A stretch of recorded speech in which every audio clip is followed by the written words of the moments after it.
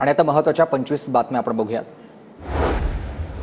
राष्ट्रवादीच्या बैठकीला धनंजय मुंडेंची हजेरी, भुजबळांची दांडी। काल रात्री देवगिरी बंगल्यावर अजितदादांच्या उपस्थितीत बैठक पार पडलेली आणि राजीनाम्यानंतर मुंडे पहिल्यांदाच बैठकीत सहभागी झाले। मात्र भुजबळांच्या अनुपस्थितीमुळे राजकीय वर्तुळात चर्चा सुरू आहे।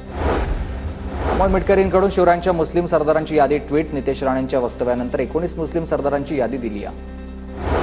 मनसे नेते अमित ठाकरेंनी विद्यार्थी सेनेचे जिल्हाध्यक्ष अजिंक्य घुगे यांच्या कुटुंबियांची सांत्वनपर भेट घेतली।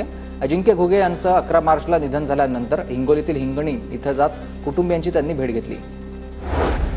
मुंबईत गुढीपाडव्याला ठाकरे बंधू मिलन कार्यक्रमाचं आयोजन। ठाकरे बंधूंनी एकत्र यावं यासाठी मराठी सेना प्रयत्नशील आहे। राज ठाकरे, उद्धव ठाकरेंनी एकत्र यावं, सेना भवनाजवळ बॅनरबाजी। विधान परिषदेसाठी राष्ट्रवादीत सिद्दीकींचं नाव आघाडीवर, सूत्रांची माहिती। पक्षातील वरिष्ठ नेत्यांची सिद्दीकींना संधी देण्याची इच्छा आहे, तर काही नेत्यांचा सिद्दीकींच्या नावाला विरोध, सूत्रांची माहिती।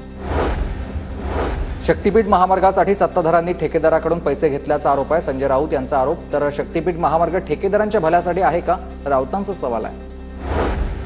सरकार लाडकी बहीण योजना बंद करण्याच्या तयारीत आहे। महाराष्ट्रावर सध्या 9,32,000 कोटी रुपये कर्ज आहे आणि शिधा शिवभोजनप्रमाणे लाडकी बहीण योजनाही बंद करतील, संजय राऊतांकडून शंका व्यक्त।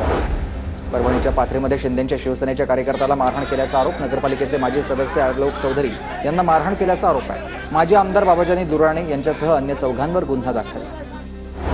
पुण्यामध्ये शिवसेनेमध्ये प्रवेश केल्यानंतर धंगेकर समर्थकांनी रासनेंना डिवचलं आणि धंगेकर जनतेच्या मनातील आमदार अशा आशयाचे बॅनर लावलेत। धंगेकरांच्या वाढदिवसानिमित्त समर्थकांकडून ही बॅनरबाजी। पुण्यातील अजित पवार यांच्या राष्ट्रवादीचा धंगेकरांना इशारा। दादांबाबत चुकीचं वक्तव्य कार्यकर्ता सहन करणार नाही, तुमचा तमाशा करायला वेळ लागणार नाही। राष्ट्रवादीचे पुणे शहराध्यक्ष दीपक मानकरांचा धंगेकरांना इशारा आहे।